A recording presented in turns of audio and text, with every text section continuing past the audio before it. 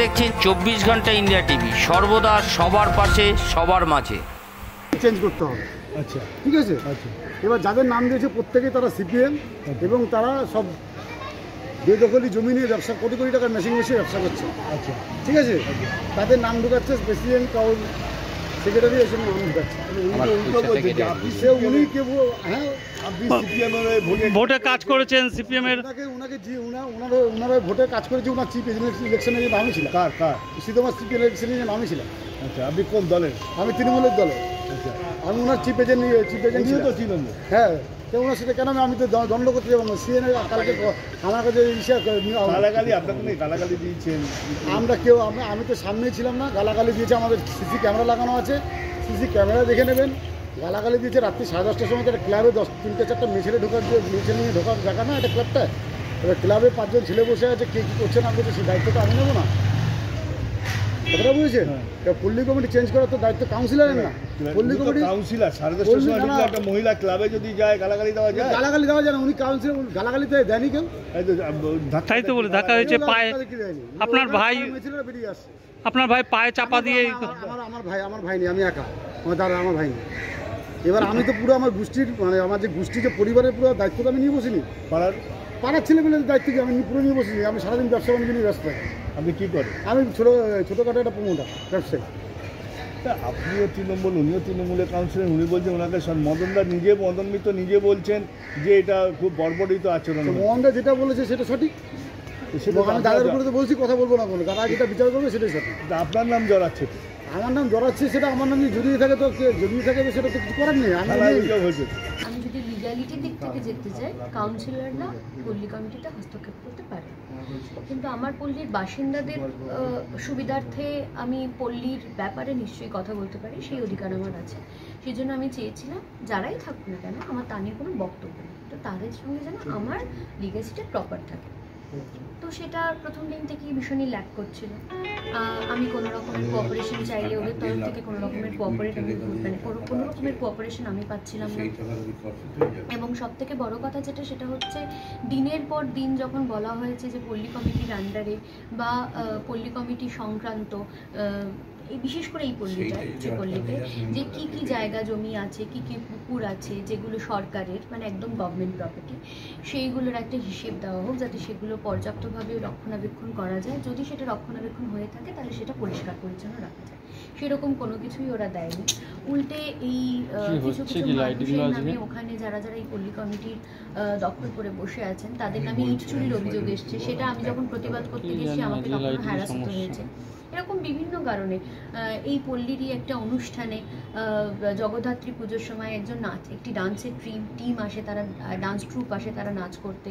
তাদেরকে তারা আধ ঘন্টা দেরি করে আসার জন্য তাদের 15 জনের টিম, 15 জন মেয়ের একটা টিম, তার সঙ্গে 2-4 জন ছেলেরা ছিল।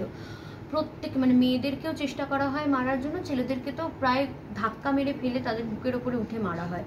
এরকম বিভিন্ন রকমের অভিযোগ তাদের উপরে ছিল। যে এই অভিযোগগুলো যদি একটা কমিটি বাদ দিন একটা মানুষের ওপরেও থাকে, একটা পল্লী একটা এলাকার কাউন্সিলর হিসেবে আমার দায়িত্ব সেখানে গিয়ে সেটা দেখা। তো সেই জিনিসগুলো সবসময় ওরা ওভারলুক করে গেছে, ওরা কোনোভাবেই এগুলোর কোঅপারেট করার চেষ্টা করেনি। লাস্টে যখন আমাদের মাননীয় মুখ্যমন্ত্রী মমতা বন্দ্যোপাধ্যায় এগুলো ভালোভাবে দেখতে বললেন, তখন আর একটু জোর পেলাম এবং গেলাম সমস্ত পল্লীতেই। আমি জানতে চেয়েছি তারা প্রত্যেকের প্রত্যেকটা পল্লী, আমার তো টোটাল 6টা বুথ, 5টা পল্লী নিয়ে একটা ওয়ার্ড, 4টে পল্লী যথেষ্টভাবে কোঅপারেট করেছে। তারা তাদের মতো করে তাদের হিসেব নিকেশ সমস্ত কিছু এভরিথিং মানে দে অল আর নিট অ্যান্ড ক্লিন সমস্তটা মানে কোঅপারেট করার পরে যখন আলটিমেটলি এটাতে এসে পৌঁছই, তারা প্রেসিডেন্ট যে ছিল লালমোহন সাহা, অমিত কুমার সাহা, উনি চিঠিটাও অ্যাকসেপ্ট করেননি। উল্টে ওখানকার যে সেক্রেটারি, যে 2 জন জয়েন্ট সেক্রেটারি, তারা সম্পর্কে এদের কাকাতো ভাই হয় দুজনেই। তো এরা দুজনে কোনোভাবে চিঠিটা নেয়নি, উল্টে বলেছে কাউন্সিলররা আমাকে জানিয়েছে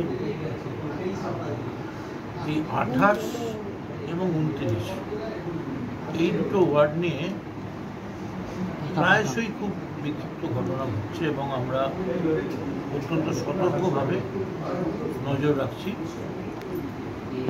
এবং যাতে এই ঘটনার পুনরাবৃত্তি না হয় এগুলো আমরা চেষ্টা করছি। প্রবলেমটা হচ্ছে এটা একটা পল্লী কমিটির জায়গা নিয়ে ব্যাপার, এখন মুশকিল হচ্ছে এলাকার মানুষ তারা কি চাইছেন সেটা বুঝতে গেলে আমাদের নির্বাচনটা বুঝতে হয়। তো নির্বাচনে ওই ওয়ার্ড থেকে কাউন্সিলর আমাদের অল্প ভোটে হলো লিড দিয়েছে, কারণ ওটা আমরা মাইনাস ধরে রেখেছিলাম, কিন্তু সামান্য ভোটে আমাদের লিড দিয়েছে। আফটারঅল একজন মহিলা কাউন্সিলর, তাকে ফিজিক্যালি যদি কেউ অ্যাসল্ট করে সেটা খুবই গরিত অপরাধ, এবং যদি পল্লী কমিটির জায়গা দখল নিয়ে ব্যাপার হয় তাহলে সেটা আমাদের জানাতে পারে, বা এখানে একটা পৌরসভা আছে। কিছু কিছু গন্ডগোল হচ্ছে, যেমন ধরুন কামারহাটি থেকে কালকে আমাকে প্রায় 7 জন কাউন্সিলর এক প্রকার ঘেরাও করেছিল বলতে পারেন, মানে, এবং তাদের সঙ্গে তারা বলছিল যে কয়েক হাজার মানুষ নিয়ে আসবে, এবং তারা যে আমায় দেখালো দেখে তো আমি স্তম্ভিত হয়ে গেলাম।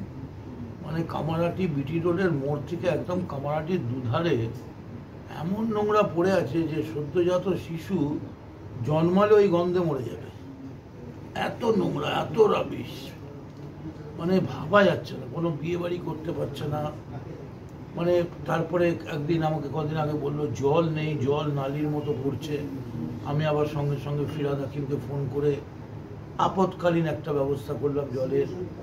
মানে একটা যে কোনো কারণেই হোক একটা চাপা বিক্ষোভ, এবং যেহেতু আমাদের সঙ্গে জনগণের সম্পর্কটা অত্যন্ত আন্তরিক, তাই বুমেরাং বা বাস্ট করছে না। পুরোভোট তো আপনাদের, কেন জঞ্জাল রাস্তায় পড়ে যাচ্ছে? মুখ্যমন্ত্রী তো এই রাস্তায় জঞ্জাল করা নিয়ে এটা আমার কথা বলতে হবে। আমি যদি ছবি আপনাদের দেখাই, বিশেষ করে বেলঘড়িয়ার কয়েকটা ওয়ার্ড, সেখানকার ছবি দেখাই, সেগুলো যেরকম ঝকঝকে তকতকে রয়েছে, 2-1টি ওয়ার্ড। আর কামারহাটির ওয়ার্ড যদি দেখাই, আপনারা প্রথম বলবেন এটা কি মধ্যযুগীয় বর্বরতা না সভ্য সমাজে বাস করছে। কারণ আমি তো কাউন্সিলর নই, বা আমি এই ক্লিনিংয়ের দায়িত্বে নেই। আর আমি বললেও ক্লিনিং হবে কি হবে না সেটা ব্যাপার না। আমি বারবার বলেছি, এবং ওখানে ওরা সিস্টেম করেছে একদিন অন্তর মাল তুলবে। এটা কখনো হয়? একদিন অন্তর মাল তুলবে, রোববার তুলবে না। মেনলি সমস্ত মুসলিমদের সমস্ত অনুষ্ঠানই থাকে রোববার দিন, সেই দিন অকথ্যভাবে মালপত্র পড়ে থাকে। ফলে 28 নম্বরের এই ঘটনাটায় আমি অত্যন্ত বিচলিত, এবং সীতমা আমাদের খুব ভালো কাউন্সিলর, ভালো কাজ করছে, এবং সীতমা একটা পল্লী কমিটির জায়গা দখল করতে যাচ্ছে, এটা আক্ষরিক অর্থে আমি মেনে নিতে পারছি না। তবে যাই হোক, আমি শুনেছি এটা পুলিশের কাছে গেছে, পুলিশ তদন্ত করুক।